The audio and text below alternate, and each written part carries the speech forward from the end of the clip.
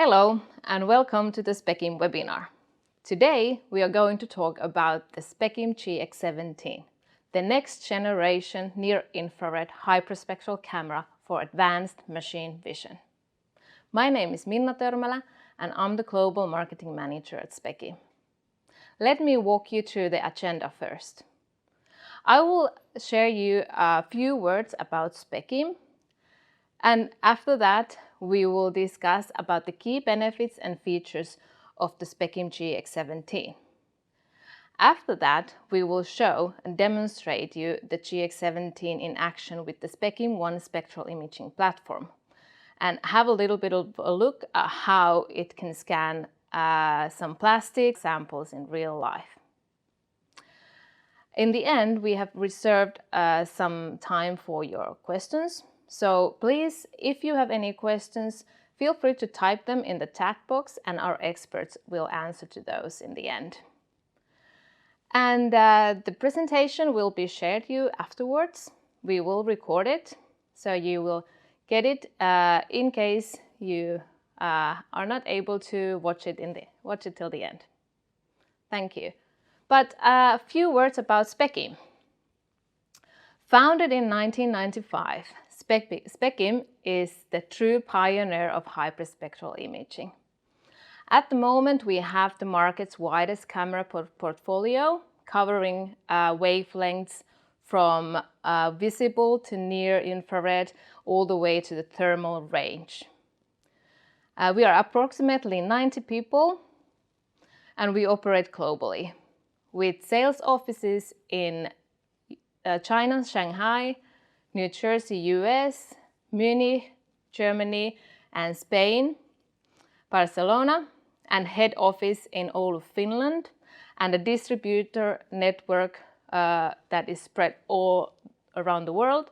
We can serve our customers locally worldwide. Specim has been part of Konica Minolta Group since 2020. Okay, but now back to the Specim GX17. I have Hannu Mäki-Marttunen here, the Chief Commercial Officer of Specim. So Hannu, tell me, why Specim GX17? Thank you, Minna.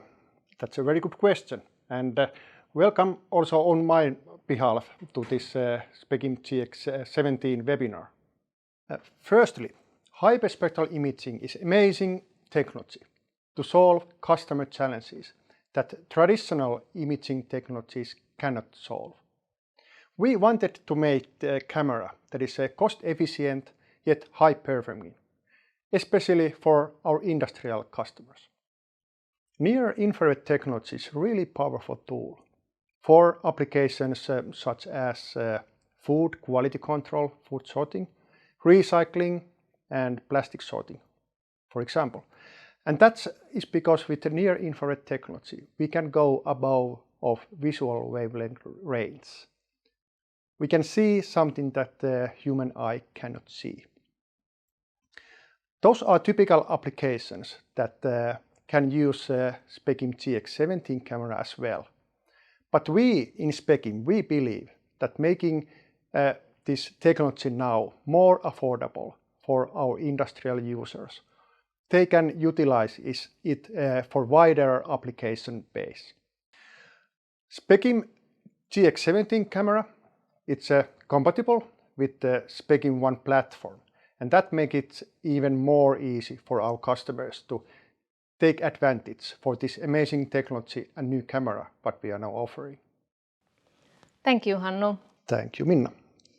Next, our Application Specialist Gerhard Stanzel will introduce you the Specim GX17 in more detail, and he will also demonstrate it in action with SpecimONE spectral imaging platform. Go ahead, Gerhard. Thank you, Minna. I'm Gerhard from Specim Applications team, and I have the honor to introduce you to technical features of GX17, so our brand new NIR hyperspectral camera for industrial applications. So as Hannu already said, we are focusing for high volume, best cost-performance ratio applications. So that is why we decided to go for this new development. Compared to what you might know from the hyperspectral imaging market, typically in the NIR range, you have either QVGA, meaning 320 spatial pixels, or VGA, 640 spatial pixels. The GX17 finds its sweet spot exactly in between, featuring 480 spatial pixels with a reasonable size, meaning a good sensitivity. The optics is the same high-class optics that you already know from FX17. So no compromise on that, same field of view options and same spectrograph inside of GX17. The sensor features a high signal-to-noise ratio and together with a high light throughput, you can achieve low integration times and fast frame rates. With the full spectral range, the GX17 has 800 frames per second, and if you're able to reduce the spectral bands needed for your application, which is quite often the case, it's quite easily to achieve a kilohertz of frame rate. With the high light throughput, it's less lighting power that is needed, which is for a lot of industrial applications a crucial feature. So this is our main aspects that we've taken care of. Another aspect is that it's fully compatible with SpecimONE. So this means the GX17 can be used together with the Specim Cube and with Specim Insight. The Cube is the processing engine.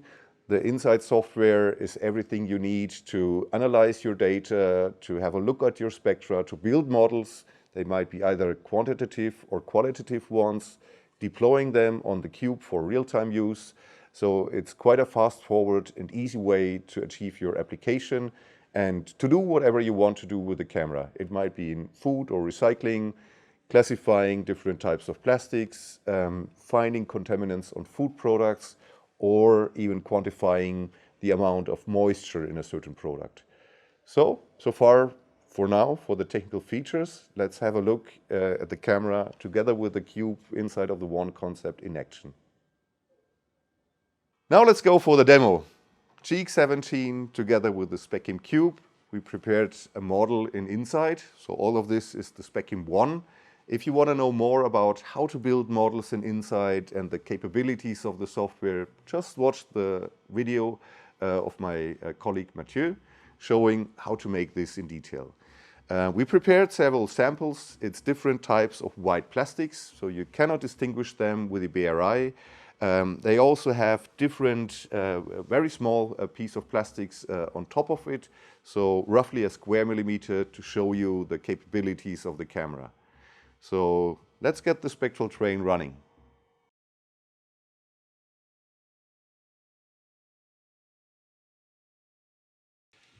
So here you see the classified image. Different types of plastics, different materials, have different colors.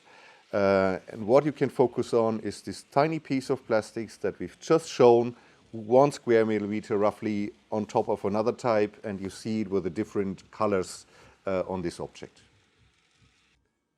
So this was just an example with different types of plastics that are classified by the camera. The main thing is GX17 can distinguish things that are not able to separate with regular cameras in the RGB region and not visible to the human eye. This is only one of the applications.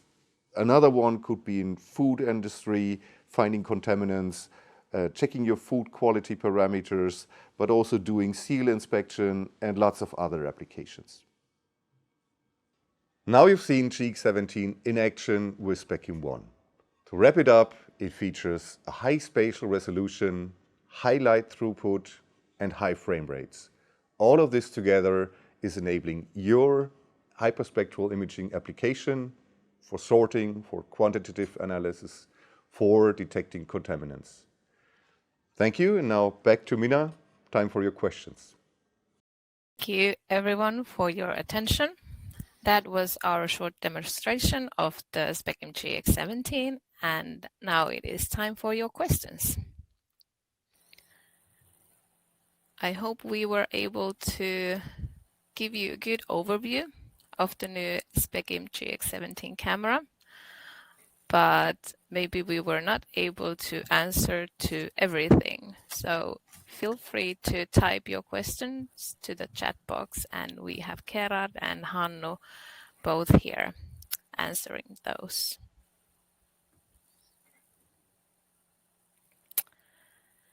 So we have some questions flowing in, and Kamal is asking, does this has measuring tool of the objects?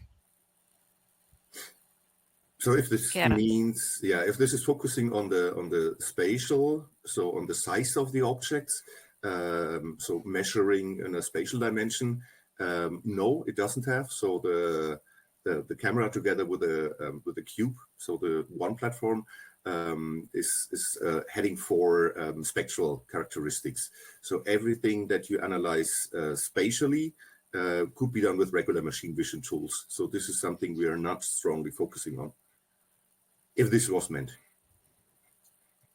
Yes, feel free to ask specified questions if you felt that we were not able to answer to those. So will there be a GIGI interface?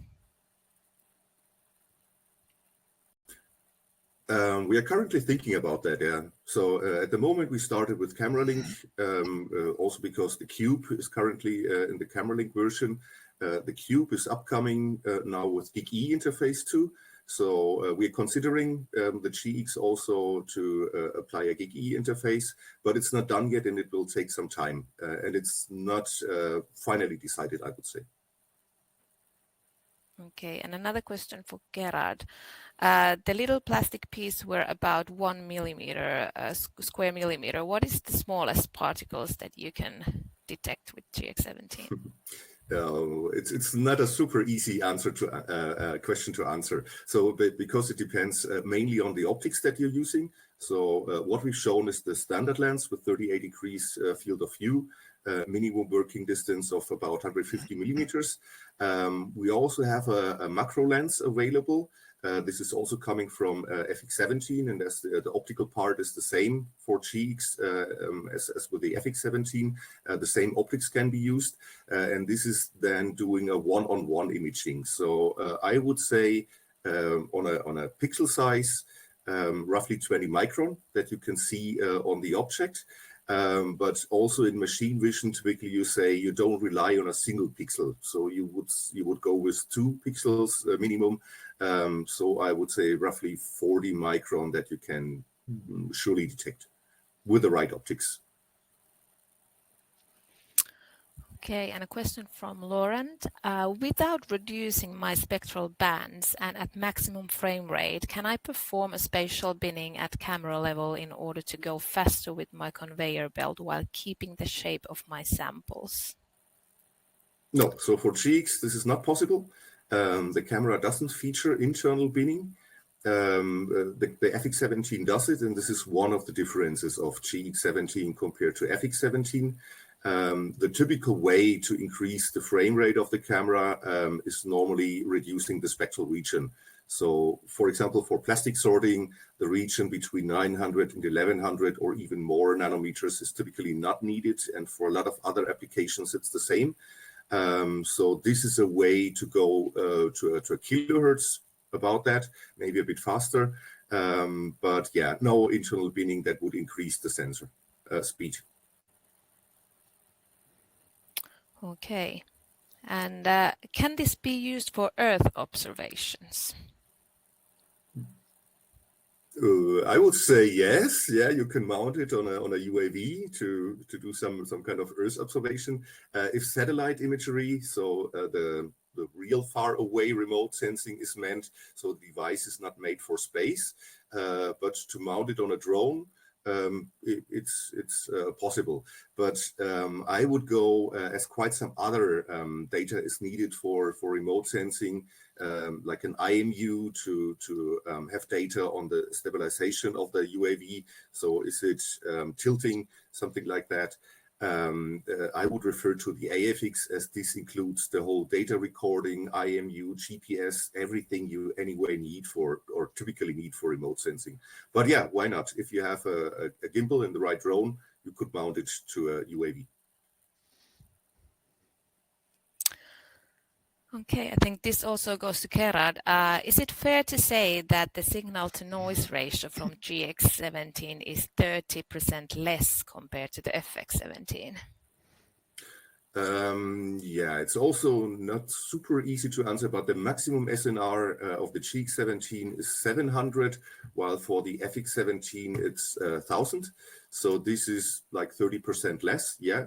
But the real SNR is also wavelengths dependent. So this is the maximum value that you can get for maximum signal. And typically your spectrum, your illumination is not homogeneously. So referring to the edges of the spectral range, I would say the signal to noise is typically less there because the quantum efficiency of the sensor is less. But yeah, this is also one of the differences, slightly less SNR of GX compared to FX. The question is always, is it good enough for your application? And is the SNR you have more than enough for FX17? Then you might also go with the GX17 because it's not such a big difference. And regarding the, I'm just thinking also about the geo application, so the remote sensing. One of the other differences, we will not offer radiometric calibration for the GX17. So this might be a limitation if you're using a white tarp or something in the scene or an additional sensor to monitor the illumination of the sun. This might be a way to handle this. But this is also one of the differences because the GX17 doesn't feature a sensor stabilization. So there's no Peltier inside that will stabilize the sensor temperature. There will be slight variations in quantum efficiency and dark noise can slightly increase over temperature. So this is why if it's a remote sensing application, I would go for an AFX. Okay, Kamal asked earlier that does this has measuring tool of the object, and Kamal has a follow-up question to that, asking that, or do you have any software that it can measure the object?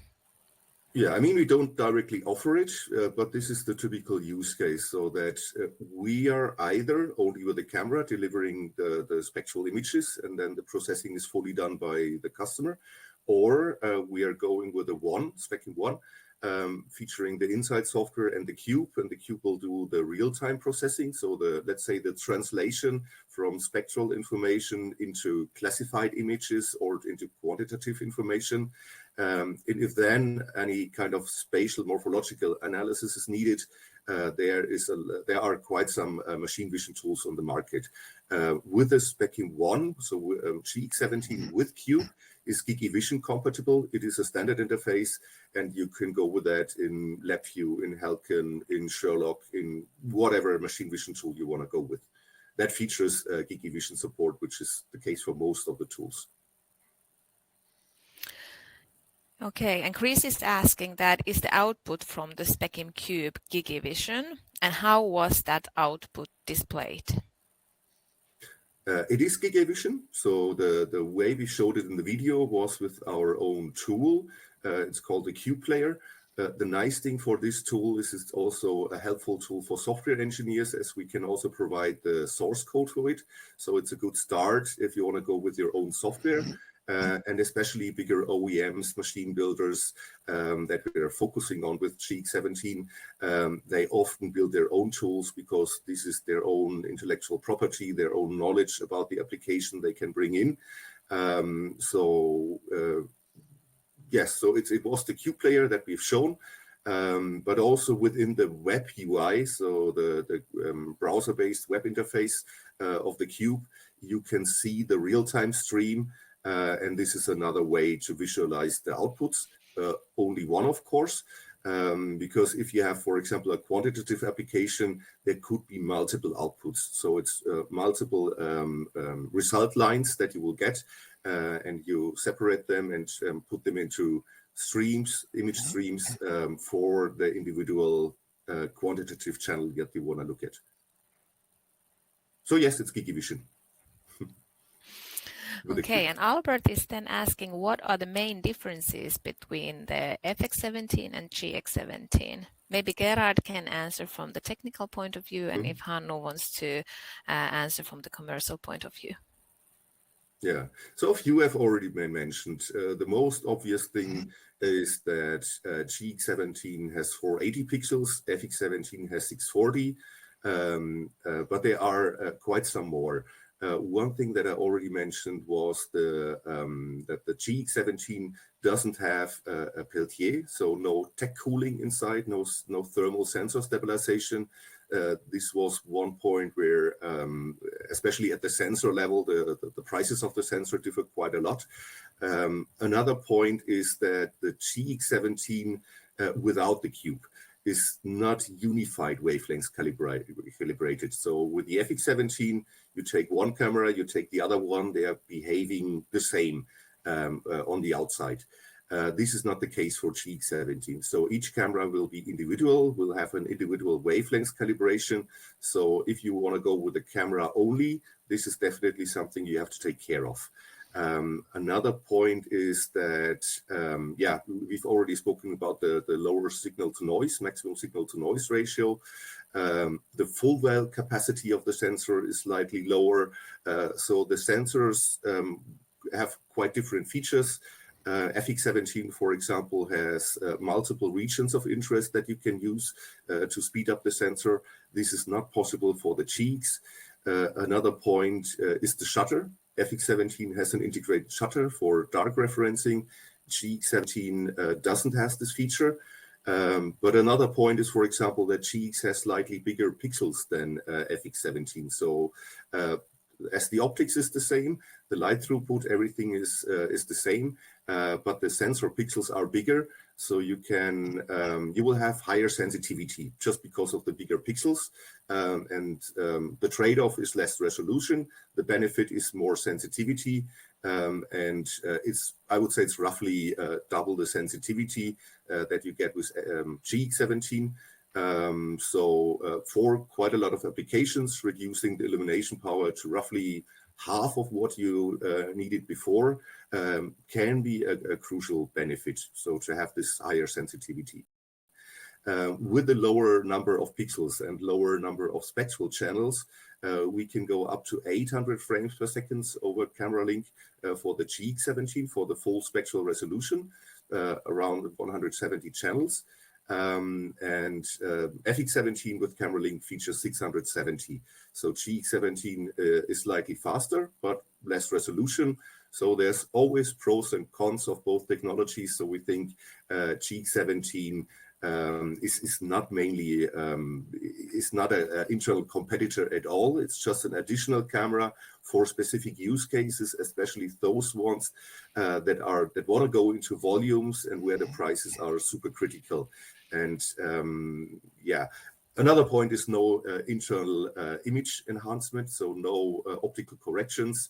If you go with a high field of view lens, so a low focal length, you have a certain keystone in the image. For the FX17, it's internally corrected. For the GX17, if you want to go with a camera only, you have to take care about this. If you go with a cube, the cube is handling these image corrections. That is for the FX done inside of the camera, but the cube has enough power to also do these corrections on software side inside of the cube. So so roughly, if there are more detailed questions, just let me know.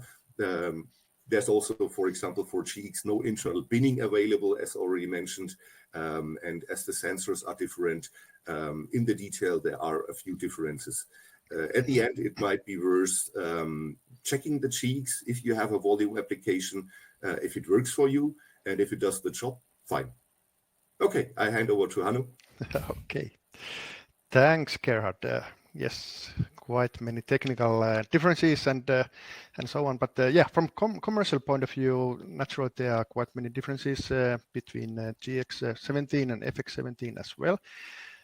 But okay, let's remember that this GX17 is camera that is developed to compete in a conventional HSI camera segment, where typically cameras have had 320 spatial pixels only. So I think from that point of view, the Specim GX17 is, from technical perspective, it's very competitive. Of course, all the details and features that Gerhard also explained, it makes it very competitive.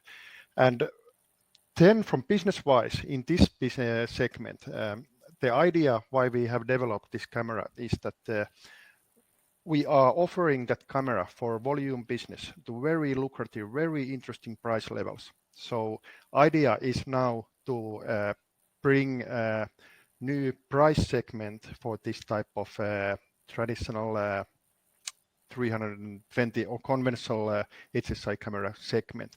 At the same time, offering better or higher technical performance as well. So that's something in sales side in Specim. We are happy to continue discussions. If you are having already contact a person known from Specim side, please contact your own person. And then if you are a new customer for Specim, just contact info@specim.com, and we can continue discussions then from there. Actually, if you would like us to contact you, you can just also write yes or please contact me to the chat box, and we will be in touch with you after this webinar. So just feel free to let us know if you want more information from us. But let's go back to the questions now. Actually, there's Björn asking that will the FX17 still be available? And actually, I can answer to that one. So most definitely FX17 will be available also. So GX17 is a complementary product to our industrial camera product line. And then Kamal is asking, do you have any software that comes along with software to measure the objects live? So live, I would interpret it as a real-time use, yeah, for this we have the Specim Cube. So we don't have the software only that is meant to run on your PC and your environment and so on, because the PC components are so different and it's hard to cover everything. Especially for a real-time use. So therefore we have dedicated hardware. It's based on a Linux operating system so that it has really real-time performance. And it is a dedicated box that you can go from our side with, so within the SpecimONE. So there you have the Specim Insight software to analyze your data, build your models, deploy them on the cube, and to get the result output stream. This is what you can do. If this is meant with a question regarding the software, we will not offer software that is meant to run on your PC for the real-time classification. And as the GX is heading for industrial OEMs, it's typically either that our cube is used or the customer only goes with a camera and makes an own development for the real-time processing of the data. Thanks, Gerhard. And Kamal, please let us know if we were able to answer to your question. Okay, so with 40 micron in resolution, what will be the field of view? Oh, then it is a one-on-one imaging. So I would roughly say about 10 millimeters, probably 12 millimeters that you can see field of view on the object. So it basically means that the image of the scene is imaged one-on-one to the sensor. We have the spectrograph has a magnification of 1.3. So this is what additionally comes in, roughly 12 millimeters. If you have some safety edges at the left and right side of the image, an object of 10 millimeter should be possible to image with this 20 micron pixel resolution. As said, to identify an object safely, I would go for a minimum of 2 pixels. In regular machine vision applications, when you have more pixels than you need, you would even go up to 10 pixels to identify a single object, a contaminant or whatsoever. As we don't have so many pixels, I would say 2 pixels should be considered. It might even work for 1 pixel, but this is then more or less the edge. And it also depends on the strength of the chemical differences of the objects you want to see. So if they are very strong, a single pixel could be enough, but I would say 2 there for the 40 micron and 10 millimeters field of view for that. Okay, And Christian is asking, does Specim have a spectral camera that covers wavelengths from ultraviolet to near infrared? No, we are not going into the UV range. So we did in the past. One of the problems in UV is the illumination. So getting a good broadband illumination for the UV range is not easy at all. And therefore, it's not heavily used in industrial applications. So it's also more like a niche. We start at the 400 nanometers, go up to 1000. The range between 200 and 400 is not covered at the moment, at least not. Okay. I don't know if you actually, Gerhard, answered to this already, but it's okay to answer it again. How many wavelengths are available, and is there a multi-ROI feature in the Specim GX17? So multi-ROI, as said, is not available. You can set a single region of interest, and typically you only do this in the spectral domain, as this is mainly increasing the speed and you want to keep the spatial pixels that you have. This is increasing, but no multiple regions of interest. Regarding the spectral bands that are available, for the GX17, it's 168. For the FX17, it's 224. But one thing that you have to consider is this is the pixel sampling. The other thing is the spectral resolution, so the full width half maximum that you can get, and this is roughly the same for both cameras. So it's not a compromise on the spectral resolution that you go with. It's just slightly less pixels, but as the slit width plays a role and the imaging characteristics of the spectrograph, so I would say from the spectral side, you don't have to make any compromises besides the lower SNR and so on. The next question goes to Hannu. How would you just roughly describe the price difference to FX17? Okay, yes, thanks for the question. And yeah, the idea for this camera concept and nowadays the camera has been that in volumes we can offer it with a really nice price. I cannot go into details, as also our competitors are watching the webinar maybe, so we can go in more details if you write to chat box that please contact me, so we can then contact you and go in more details. But from price point of view, I can say that I would not be surprised if Specim can offer for GX17 camera price that is very competitive comparing to typical market price for 320 pixel cameras that what they are in the markets. And I would not be surprised if we can actually go lower that typical market price that they are for in markets for 320 pixel cameras. But let's continue then in more details offline. Yes, please type, let us know in the chat box, and then we will be in contact with you after the webinar. Okay, so back to Gerhard. Does GX17 support data acquisition with Lumo software? Yes. So both Lumo Scanner, Lumo Recorder, also our SDK is supported for the GX. So all these features are given. As said, the camera doesn't have an internal aberration correction algorithm and no spectral unified calibration. With Lumo, it's handled, but Lumo software will not do the corrections for you. So this is also depending a little bit on the optics that you're using. For example, how big your keystone is, and if the data is good enough for you. But basically, yes, there is Lumo support for GX. Okay, and then compared to those multispectral cameras, what's the advantages for the GX17 in the application of plastic sorting?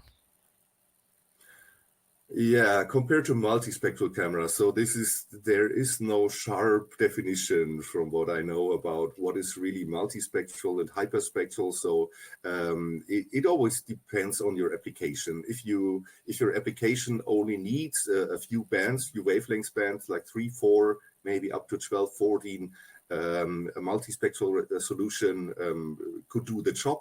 But let's, for example, have the example of recycling. We've seen that a lot of new plastics came up, recyclable plastics, bioplastics, and so on. So you never know what will bring the future.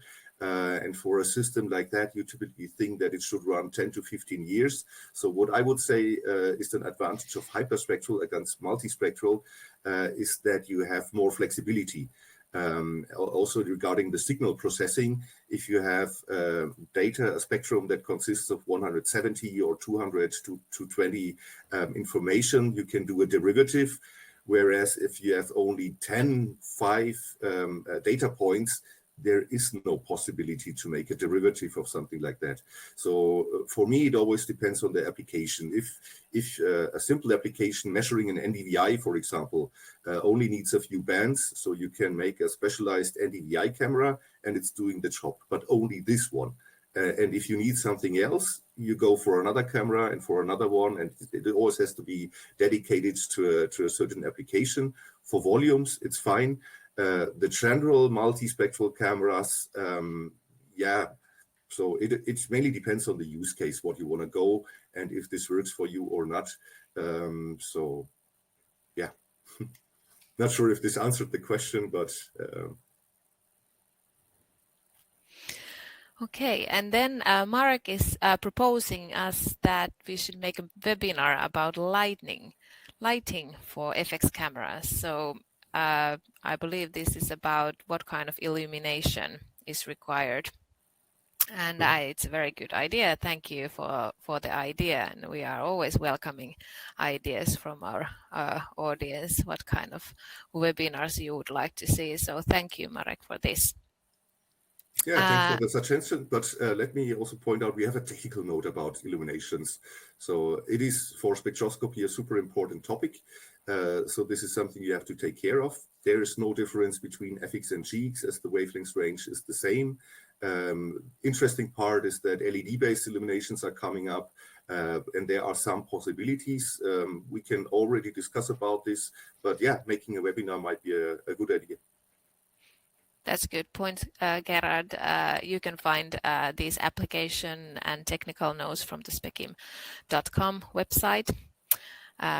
Go to the specim.com/library, and there you can find plenty of such material.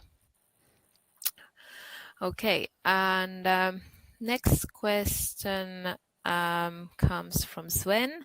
If I take a static image, can I export them into a MATLAB readable file?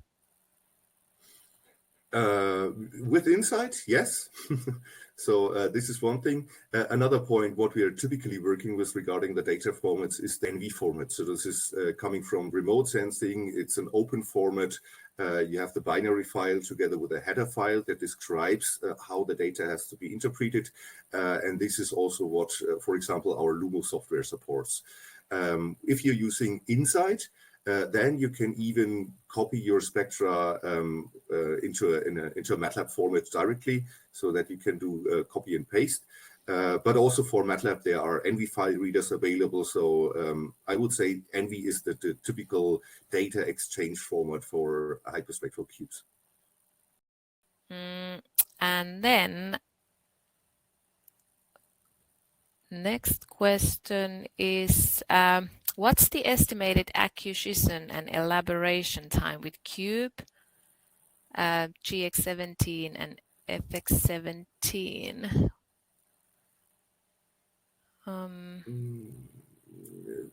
Hard to answer. I'm not sure if I'm understanding it correctly. So acquisition time is directly related to the maximum frame rate. So we already used the GX17 with a native frame rate of 800 frames per second, but also with higher. The amount of data is basically the same when you read out less spectral information with a higher frame rate. And then for industrial applications, it's typically about the latency that you go with, the batch size, how many images that can be processed in parallel. So these are parameters that can be set in the cube. And this is also something that we are strongly focusing on, because industrial sorting needs low latency, data processing speeds. But at the end, it also depends on your models. So you can surely build up a model that is super complex and needs so much calculation power that it will reduce the maximum possible frame rate. At the end, it's often also the illumination that needs to be powerful enough. Therefore, also the bigger pixels, high light throughput of the optics. So I'm not fully sure if this covered the question, if I understood it right.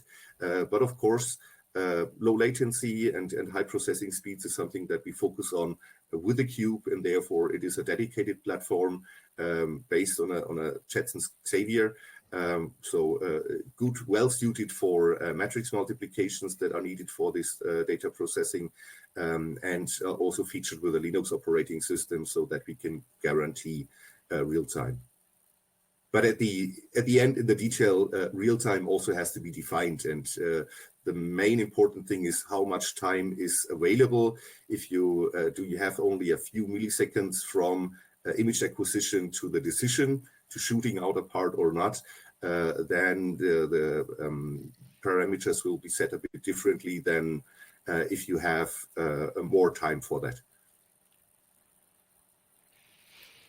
Okay, and question from Matthias.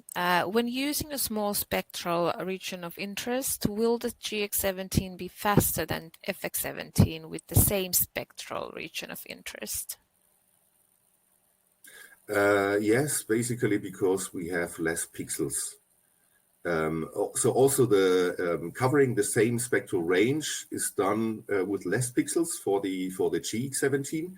So the typical increase in speed is by reading out less lines. So reading out less spatial pixels is typically not increasing a sensor as much as reading out less lines.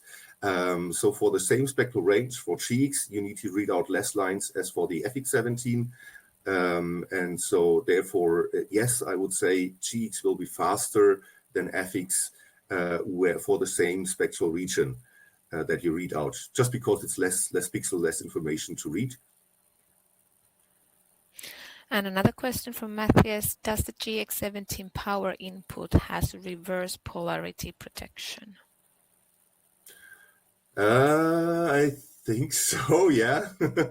So this was one of the points for the FX17. So I might come back to the question in detail, because I was not involved in the R&D project with the super deep details, but this is something that we've also seen that it is needed. One of the differences is also that the input voltage range is quite a lot bigger. So the GX is going from 10 to 32 volts, if I have the data right in mind. Yeah, 10 to 32. But the reverse polarity question is a good one. I think yes, but I would come back to the question in detail because I'm not 100% sure at the moment. Okay, and another one from Matthias. The camera supports Gen CP. Will FX configurator work with the camera, or will there be a new tool to configure the camera? Oh, I'm not sure. So FX configurator is using the ASCII protocol of the FX17. The GX17 is a different sensor, a different camera inside, so it's not really exactly the same electronics. So therefore, I would say at the moment, FX configurator is not possible. But on the other hand, I think making a basic tool to set the Gen CP parameters, like the FX configurator is also just a basic tool to set camera registers. I think this should be an easy thing to do. So it is a standard protocol, standard feature namings. So making a tool to set specific camera parameters should be an easy job to do. I don't think that we will make something like the FX configurator and turn it into a GX configurator. But I'm not fully 100% sure. So this would be a question for our R&D department. I at least don't think so. Okay, a few more questions left. Does this camera have video recording option as well? No, so it's no video recorder. The video recorder would be something like the AFX with an integrated PC. So with also SSD to store your data. This is made for remote use, remote sensing applications. For industrial application, this is what FX and GX series are focusing for, or mainly were designed for. Typically, you take the image, you send it to a processing platform, and you don't make that much of image acquisition. If you want to have the GX as an image acquisition platform, I would go for the Cube and Inside. So the Cube is then the video recorder with an SSD inside that can record also longer, bigger data cubes, and then use the PC to download this data and to analyze it further. But no internal storage or something like that. Okay, and then Dong-Hun is asking, would you explain more about only the half illumination is needed for GX17 compared to FX17? What do you mean by this? Yeah, so what I mean is for the same working width, if you needed something like, let's say, 1 kilowatt of illumination power for a conveyor belt with 1.5 meter length or so for the FX17, it might be about half of the power you need, so 500 watts distributed on the same length of the line. And the main reason for that is because the pixels are bigger. So it's a factor of 1.8 that the pixels of the GX are bigger in the whole area than for the FX, as the optics is the same. So this is the reason why it's roughly. So it also depends on the full well capacity of the sensor. So how much light can be captured until the sensor, a single sensor pixel, is filled up. The full well of the FX is higher than for the GX17, so meaning you get sooner maximum signal out of your pixel, but also with less SNR. So, but at the end, it is a lot about the application. If the GX data is good enough for the application, it's definitely a way to be able to reduce the illumination power for the same frame rate, meaning the same integration time, basically. Yeah, just because of bigger pixels. And we have a question from Anton. Do you have any plans to add PTP protocol sync capability to GX17 and FX17E? Thank you. Short answer is no. So there are some use cases where PTP, precision timing protocol, is useful. Typically for the sorting applications in industry we are heading for, it's mainly not needed, at least not to my knowledge. If there's a good reason to add it, just get in contact with us and let's have a discussion about that. It became a standard feature for other cameras, I know, but for our ones, we've just didn't had requests about that.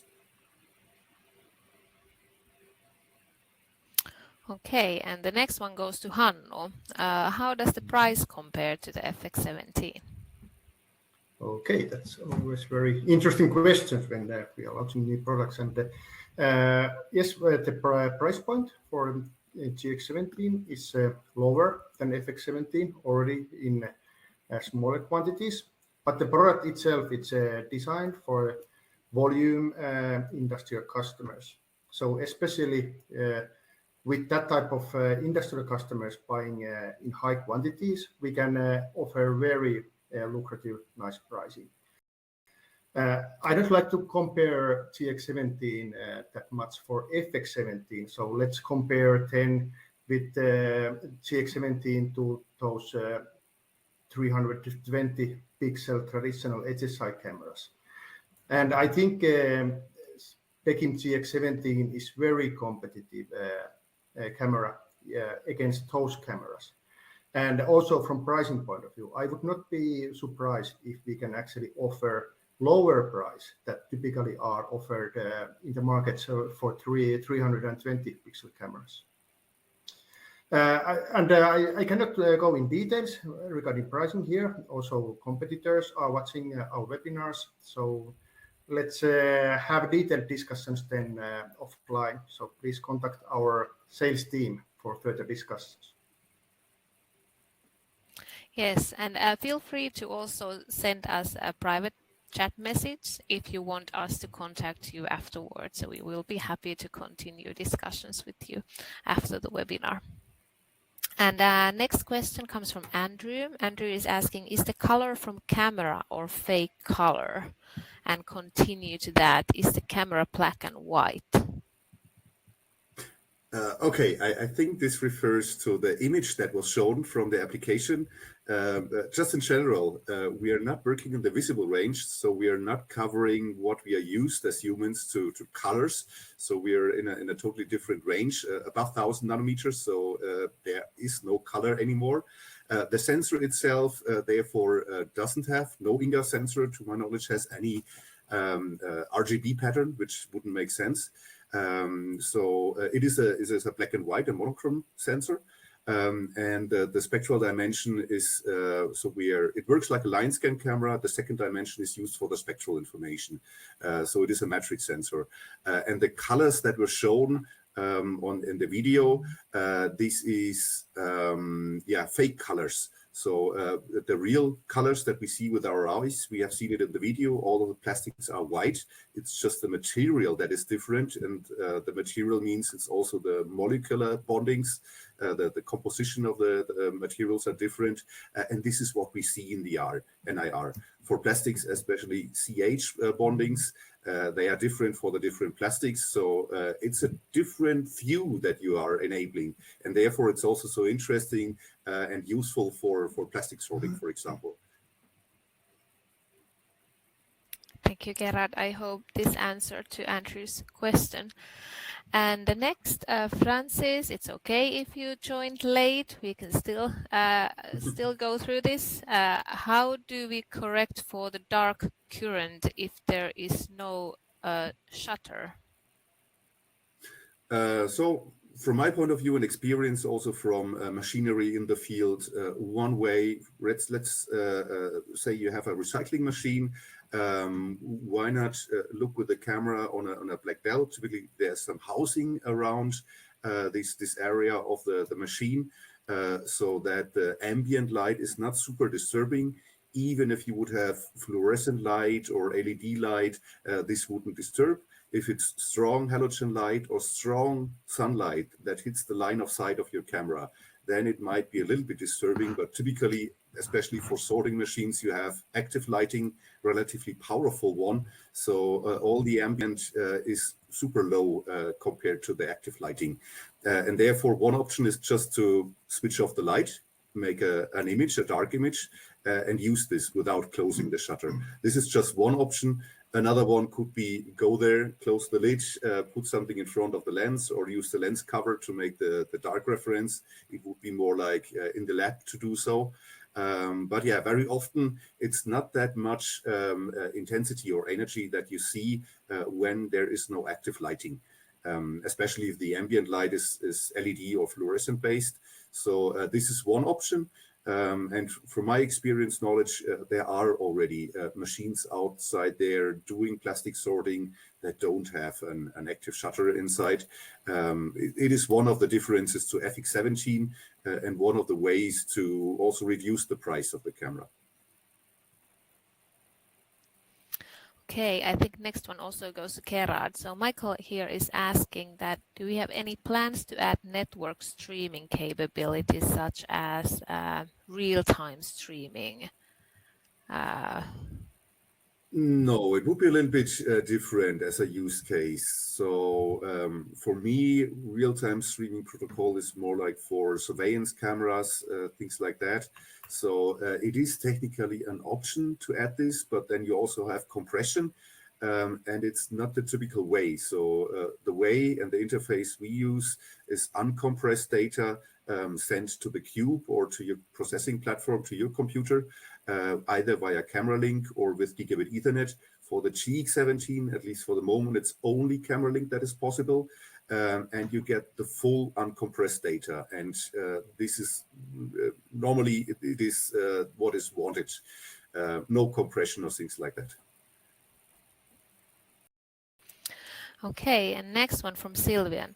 What are the main differences between FX17 and GX?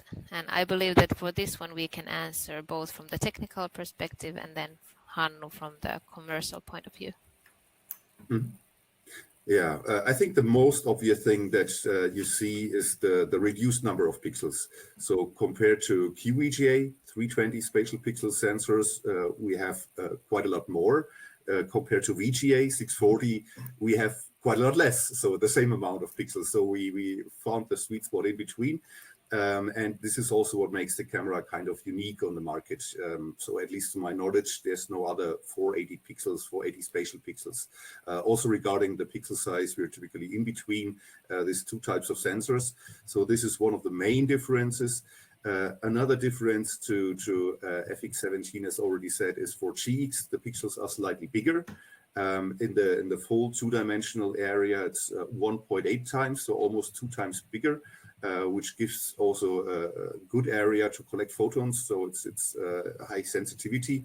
Then another difference, and this might, if you're thinking about using the camera only, the camera doesn't have a unified wavelength calibration like the FX17 series has it.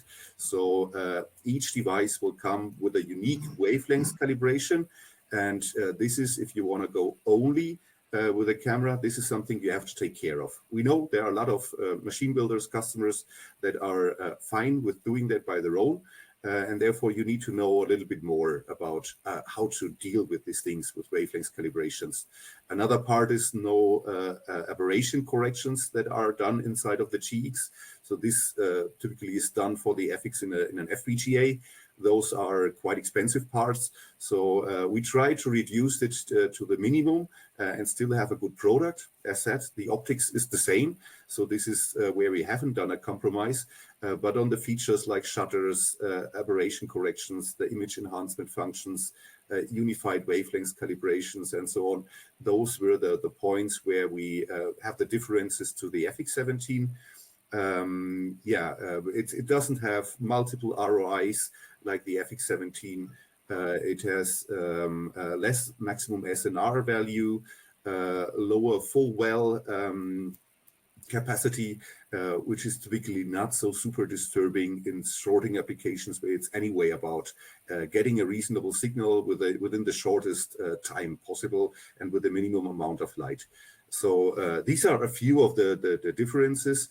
Another one is no Peltier, no temperature stabilized sensor. This also has some effects on the quantum efficiency. For short integration time applications, I don't see big problems because the dark noise, for example, is anyway not super high. If you would go for longer integration times, then the FX might be the better choice. But it always depends a lot on the application, which one is better suited. So as Hannu already said, our main focus is to be competitive with QVGA-based hyperspectral NIR cameras. And this was our main design goal. And we had to reduce features. And one of the main features is having a tech-cooled sensor or an uncooled sensor. So but if you want to go into details about the differences, those were the main ones from my point of view. Just get in contact with us. And at the end, the question is it suitable for your application? Is it doing the job and is it doing it well enough? And if not, there's still the FX17 as a choice. So it's an accompanying product and it's not for us not entirely a competitive product to FX17. It is a competitive product to QVGA-based cameras. Thank you. Would Okay. Hannu like to add something? Yes, yeah, I'm happy to add from the commercial point of view. The difference between the FX17, biggest difference, of course, the price. The whole idea to develop this GX17 product was to bring very nice price point for this type of traditional special resolution camera segment. And I think we can actually go that low in pricing that I trust that our customers can now start bringing new applications to market where return of investment might be earlier be challenging, but with new price points, I think we can open new markets as well. And then a lot of things where there is no difference from commercial point of view, so we can promise this those short lead times, high quality, high level professional after sales and so on. So quite many things still remain, but the price point are now going in the right direction. Thank you. Okay, let's move on. George is asking, what is the spectral range and wavelength resolution for GX17? Yeah, I think this goes to me.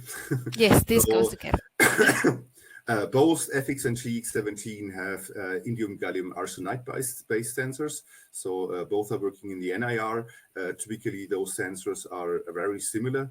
The typical range is 950 to 1700 nanometers. If you go into detail, or if you might look at the data sheets, so sometimes those sensors, also from side of the sensor manufacturers, are meant to be usable in the range 900 to 1700. But honestly, the intensity level, the quantum efficiency at 900 nanometers is quite low. It is super low. So therefore, we decided for the GX to define it starting at 950, because there you already got a reasonable signal. And then the upper end is probably even going over 1700 nanometers. So the edges also depend on the sensor temperature. With higher temperatures of the InGaAs semiconductor material, they are sensitive at longer wavelengths. So you can go up to 1720 nanometers probably, but also then the signal to noise ratio will of course drop quite a lot. Nevertheless, for some applications, plastic sorting, PVC identification, this is an important point, and the signal is still useful enough. As said before, it just has to do the job. Coming back to the thing that the GX17 doesn't have an internal temperature stabilization, and if you want to go for plastic sorting and this upper wavelength edge is important for you, then just keep the ambient of the camera warm enough so that it keeps to be sensitive at the upper edge. So this would be one of the points. And then the spectral resolution. So there are two aspects. Often we see something like sampling. It's also, we define the spectral sampling of the camera, which is 4.6 nanometers for the GX17. And it's less for the FX17, it's 3.5 there. So this might sound like a big difference. At the end, there's also the optical part. So it's not only sampling that you do, it's the real resolution that you can achieve. So the full width, half maximum of the spectral signal. And this is for both cameras 8 nanometer. So this is the FWHM that you can get, even if the sampling is different. It's limited by the slit width and maybe going a little bit too much into details.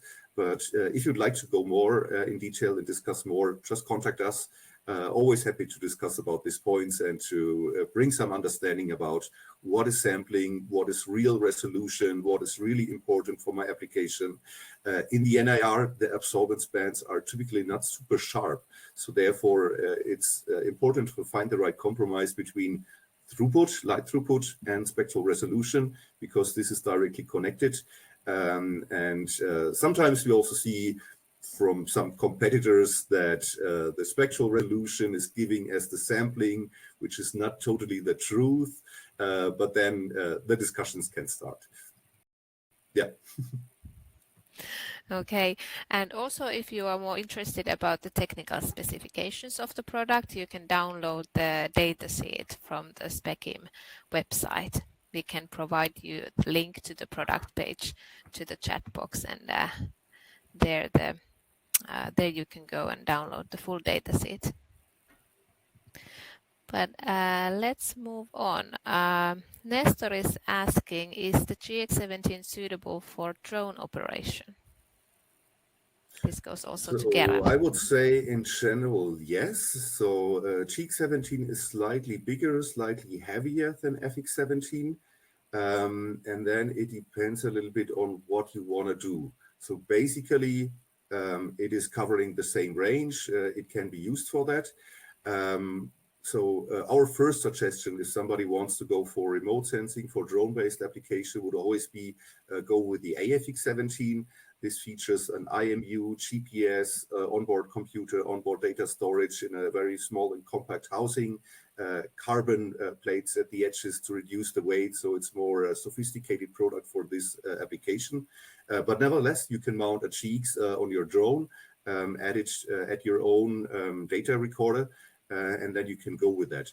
One thing that should be mentioned quite often for remote sensing applications for FX17, AFX, we do radiometric calibrations because the sun changes and you don't always have a wide reference carb in your scene. So this is one of the points. But if you have, for example, an additional spectrometer monitoring the radiance, the intensity of the sun, the spectrum, then this is also an option. But it wouldn't be my preference if I would have to choose to use it on a remote sensing platform on a drone. But why not? So we don't prohibit you to do that or something like that. Okay, and then a question from Hassan. Is the camera capable of spectral video? For example, can it capture spectral cubes at 30 frames per second? So what I would interpret as a spectral video is really two-dimensional imaging. What we do is push-broom imaging. So, I mean, the frame rates are relatively high. If you have something like a fast scanner, like a polygon mirror scanner in front of the camera, and the frame rate is high enough, I would say 30 frames at the end for a certain scene. So this then depends mainly on if you only have to record 10 images, and this wouldn't be really a two-dimensional image, then it would be 80 frames per second for the full ROI. But it's not really made to be video rate spectral imaging. So it's also sometimes called snapshot imaging because you're covering the spatial and the spectral domain within one image, but you always have to do a compromise. You lose spatial resolution, you have lower spectral resolution. There are enough applications outside there that where this is more suitable. I wouldn't say that it is the worst technology or so, but push-broom has also some advantages. More spectral resolution, full spatial resolution, but let's say the disadvantage or what you have to live with is that it's push-broom. It's working like a line scan camera. And if you look at processes in industry, no matter if it's for any food products, for recycling, for whatever, the products are typically in moving.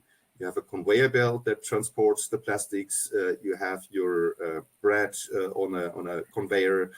So this is we are really focusing on industrial use cases in that way. At the moment, at least to my knowledge, there are not so many plans or no plans to go for snapshot sensors. But anyway, it's also an interesting technology. It's also spectral imaging, so why not? But yeah, I think this answered the question, and the working principle is just different. So it's not snapshot. Yes, and if Hassan, you have some specific application in mind, we are of course happy to discuss in more detail if it's a problem that we can solve. So please let us know. But let's move on. Veronica is then asking, could you tell more about spatial and spectral misregistration? So meaning keystone and smile effects of the camera. Yeah, so I cannot share too detailed data about this, and this would be more like for a conversation after the webinar. I mean, if you get the camera only, it doesn't do the corrections inside, you will see that.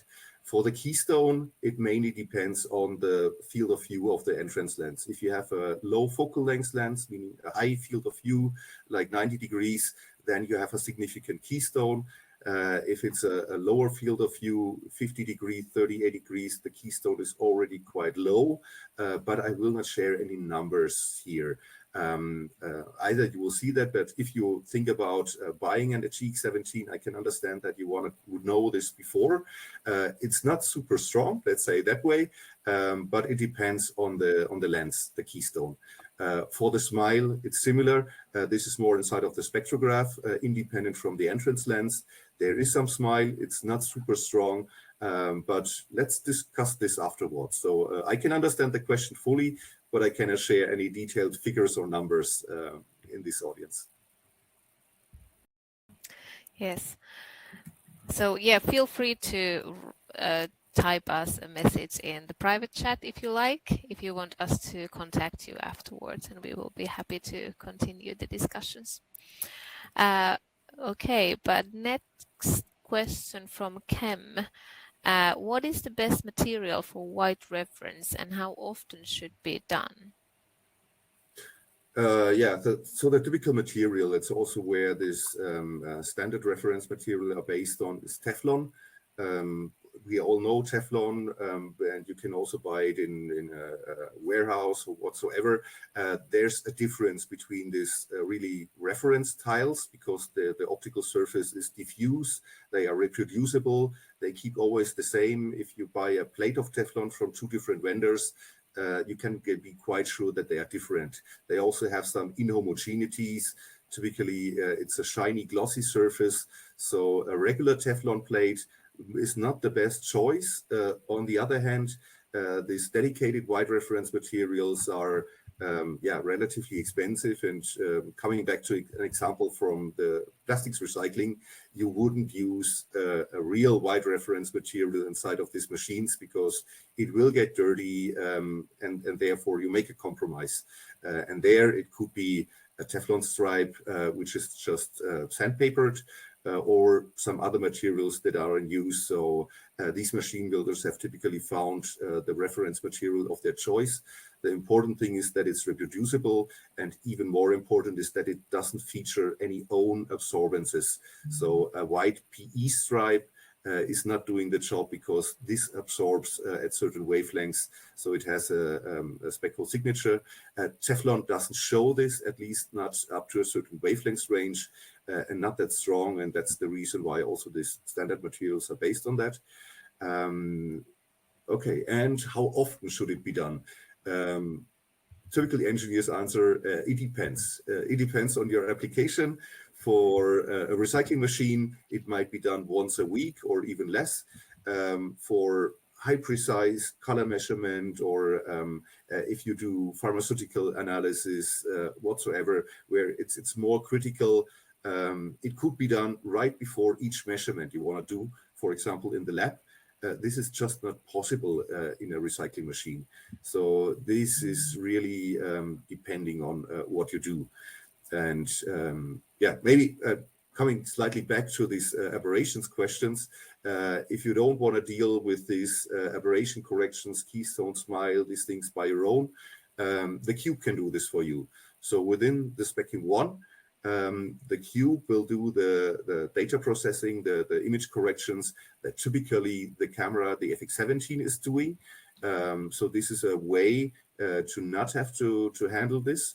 What also GX17 is doing is bad pixel replacement. Okay. Good.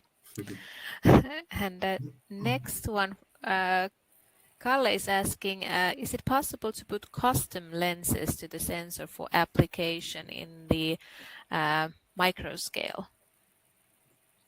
Yes. So one option that we also offer, the same as for FX17, and as said, the optical part is the same, is we have a C-mount version so that you can attach your own lens. If you want to go for macro imaging, also please speak with us, because we have a macro lens. This is doing one-on-one imaging.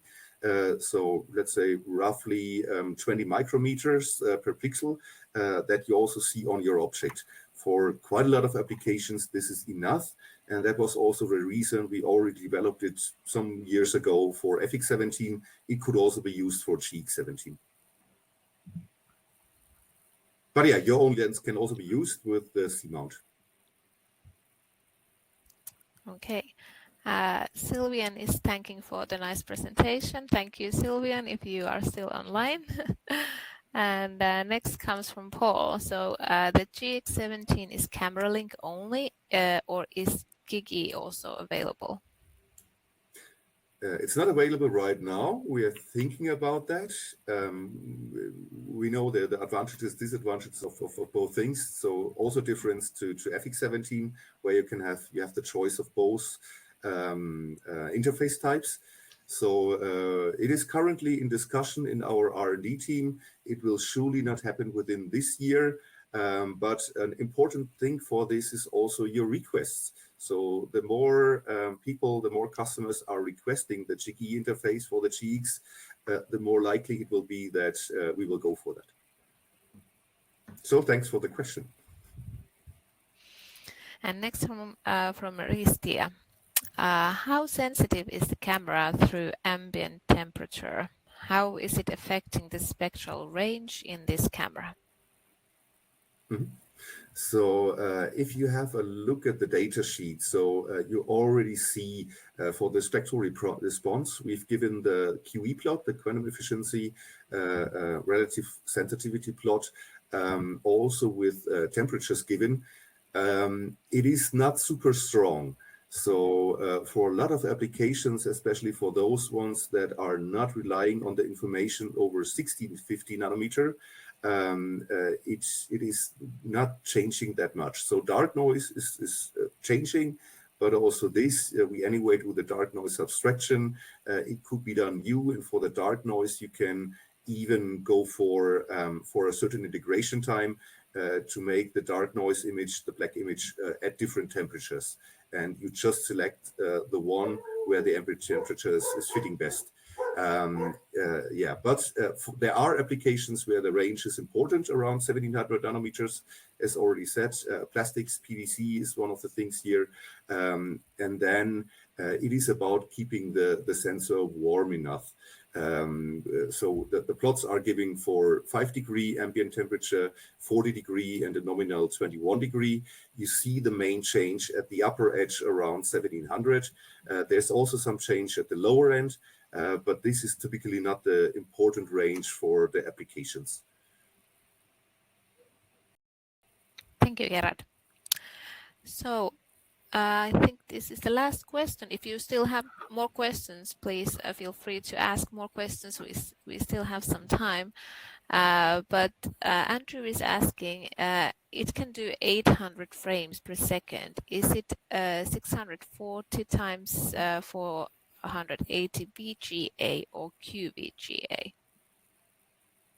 The sensor itself is basically a VGA sensor. So, but combined with the optics and the bigger pixels and so on, what we use of that is 480 pixels.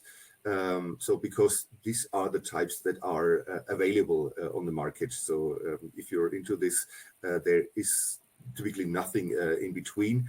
And then it's about the number of lines that we are reading out. So this is typically the compromise to get speed, because especially industry sorting applications, they are heading for speed.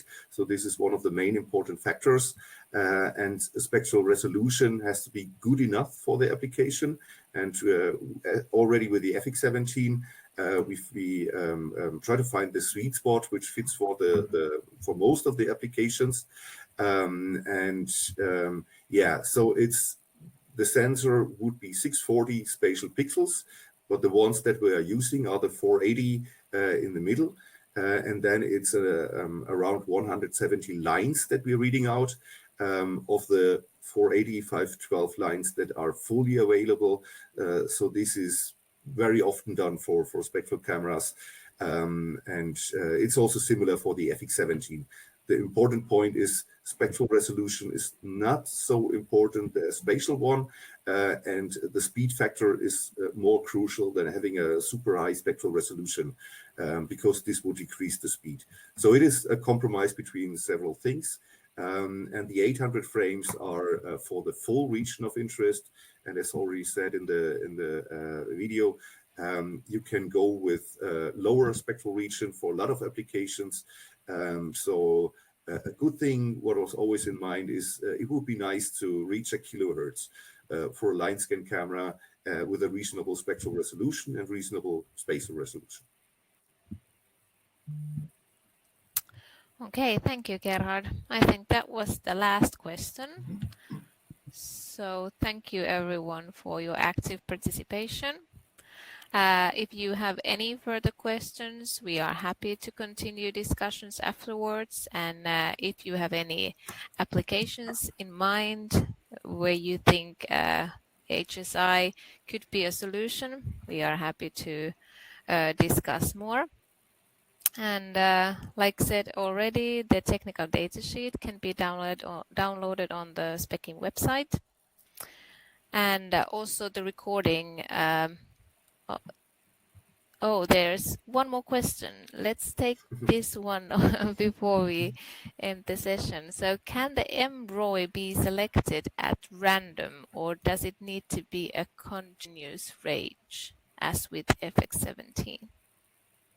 It needs to be a continuous range, and the GX17 is not having the multi-ROI feature. So yeah, that's the short answer on this. But I'm always happy. So just get in contact with us, either with our US team or with our European team. We will discuss this in our applications meetings, in our R&D meetings, and so on. So the feedback from customers is always the thing that is most important, also together with your requirements. This was also one of the points, having a single region of interest only, to be able to make the product in the way we did it for the price performance in this range.